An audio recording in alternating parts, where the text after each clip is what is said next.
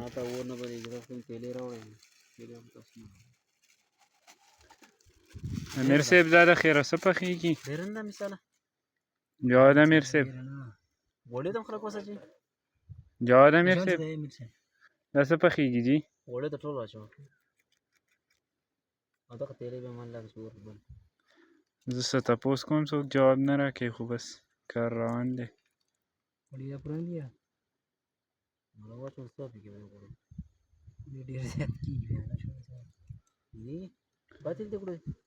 لیکن زه څه کوم دا سبزي مې مشهور کړه پګه ښه نو شی دی انځي نو بسم الله